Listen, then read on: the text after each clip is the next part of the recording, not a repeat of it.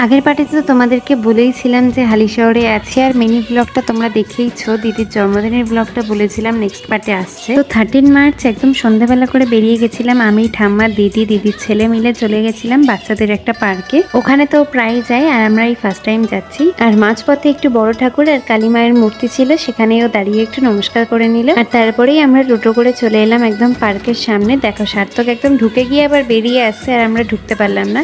তোমাদেরকে পার্কের সামনেটাও দেখিয়ে দিলাম। আর তারপরেই আমরা বড়রা মিলেও স্লিপ চড়তে ব্যস্ত হয়ে গেছিলাম। তখন কারেন্ট ছিল না, একটু কারেন্ট চলে গেছিলো। তারপর আসার পরে আমরা স্লিপ চড়ছিলাম, আর এত মজা পেয়েছিলাম যে অনেকবারই চড়ে ফেলেছি। দেখো এখানে সার্থক আমাকে চড়তে দেবে না, বলছে আমার পরেই তুমি চড়বে, হোয়াট এভার। তো সার্থক নেমে গেল, এরপর আমার নামার পালা। আমি জীবনে জানো তো এই প্রথমবার স্লিপ চড়লাম, তাই ভীষণ মজা পাচ্ছিলাম। আর আমার দেখা দেখি তো দিদিও উঠে পড়েছিল, তো আমরা বেশ মজা করছিলাম প্রথম পার্কে গিয়ে। তো চলো এবার তোমাদেরকে আমার ফুল আউটফিটটা দেখিয়ে দিলাম। আর ওখানে জানো তো অ্যাম্বিয়েন্সটা ভীষণ সুন্দর ছিল, বেশ সুন্দর সুন্দর ফুলের গাছগুলো ছিল। আর দাদাভাই সেদিনকে বাড়ি ছিল না, আর আমরা সমস্ত প্ল্যানিং আগে থেকেই করে রেখেছিলাম। দিদির শরীরটা তখন বেটার ছিল। তো 1:51 বাজে, এখন 12টার সময় সারপ্রাইজ দেবো ভেবেছিলাম। তো দাদাভাই আসেনি বলে পরেই আমরা সবকিছু অ্যারেঞ্জ করি। আর দিদি তো প্রথমে কিছু টের পায়নি, তারপর আস্তে আস্তে সবকিছু বুঝতে পারলো। আর ওকে বললাম একটু রেডি হয়ে আসতে, আর তোমাদেরকে ডেকোরেশনটাও আমি শেয়ার করলাম। আর এটা হলো দিদির বার্থডে কেক। তো তারপর দাদাভাই বাড়ি আসলো তারাপীঠ থেকে, দাদাভাই পুজো দিতে গেছিল তারাপীঠে। তো সেখান থেকেই দাদাভাই নিয়ে এলো ওকে চোখ বেঁধে।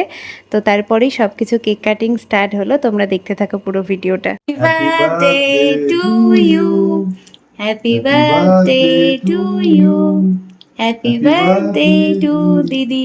ছোট্ট জিনিস, ছোট্ট জিনিস। Thank you so much. দেখ দেখ পছন্দ হয়েছে কিনা। মানে সারপ্রাইজটা দেওয়ার জন্য এটাই হচ্ছে আমার মানে সেরা জন্মদিন। এতদিন যা জন্মদিন হয়েছে তার থেকে সবচেয়ে সেরা জন্মদিন।